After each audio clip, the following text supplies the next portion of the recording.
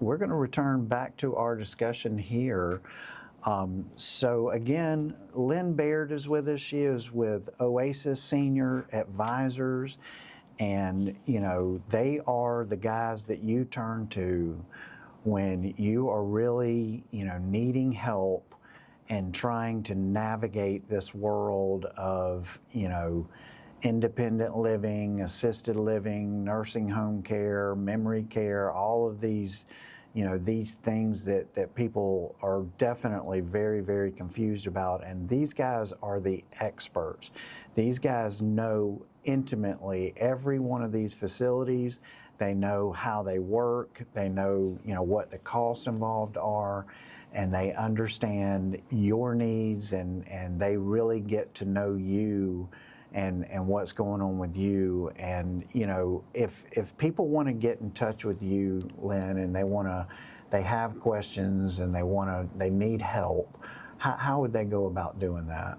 They can just give me a call and we'll start the consultation. A lot of times I love to be able to meet the person that needs the additional care in person, but if not, a phone consultation is fine as well. And I'm local here to the Greenville area. If you call the number, you're going to get me, and we'll just start with the discussion. Tell us that number.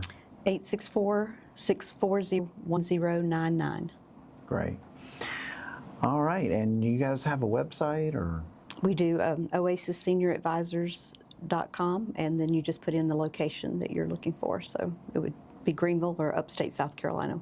Great. Okay, well, thanks for that information.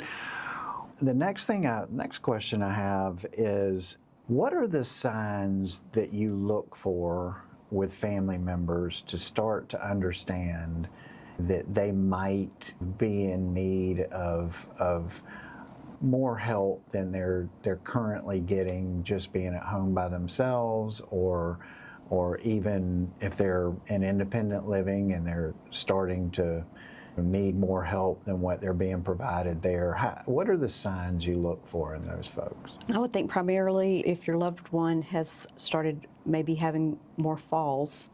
Falls seem to indicate a lot of different things in the senior living world.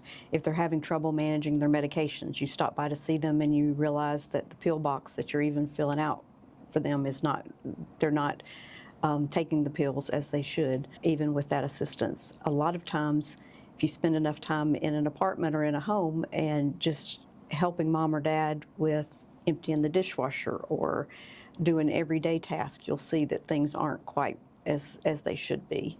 It really requires, if it's a cognitive issue, it requires a lot more than just that weekly phone call to mom where she sounds fine and she knows all the right things to say. You've got to spend a little bit of time to know how things are progressing. And luckily, in independent living, if your loved one is already there, a lot of times they will make relationships with other residents and the staff members, and they'll notice things that are going on. So that is helpful in that situation. Awesome. Yeah, I can remember I went to visit my father one time, and I noticed as I pulled into the driveway, I noticed that the back of his car was a little scratched up and had a few little dents in it. And I started looking around and realized that one of the trees in the front yard also had paint on it, and it was a little, put two and two had together. been bumped a little bit. And I thought, it might be time to start having that conversation with Pops and letting them know, like, hey, I don't know if you should be driving still. Of course, we all know those conversations go so well. Right. I had to pry his car keys away from him like he was, it was like he was a child. And I remember it was just a really, really tough conversation and a tough day for him when that day finally came. And, I noticed just, in conversations with him where we would have a conversation, and then a few minutes later he would start that same conversation with me. And I think that's a real telltale sign where, they start to ask the same questions, and you think to yourself, well, we just talked about that. And if that's happening, then you probably want to give Lynn a call and, start down this path of finding a little extra assistance and someone who can really guide them. And again, there's so many choices out there and there's so much going on. It seems like there's a new facility opening every month and there's still not enough, right? Like, that's the feeling I get, at least. Yeah, it does. Depending on it does feel that way. I mean, we have, I think it's in excess of 10,000 people a day in this country turning 65.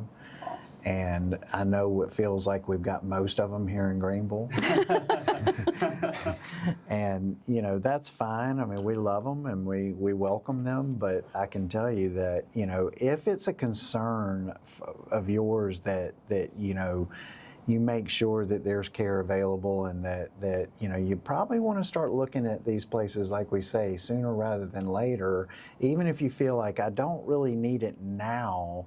Like we said, there's some of these places with 5-year waiting list, and you might 5 years from now things are going to be dramatically different than they are today. And so just to plant that seed and think about it, because I know that, again, my father being a great example, I know the day that I had the discussion with him of, hey, we need to go ahead and get power of attorney and you need to sign that over to me, because again, he was not making very good decisions and was, starting to really make some mistakes that were of concern. I remember him looking at me and saying, I love you, son. I trust you. I'll sign this power of attorney over to you, but you're never going to need this.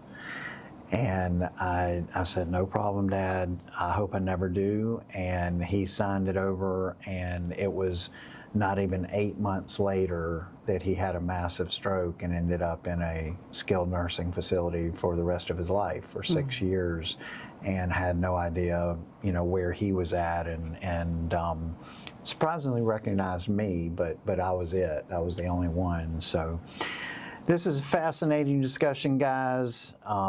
We are going to continue this in our last segment, guys. We will be right back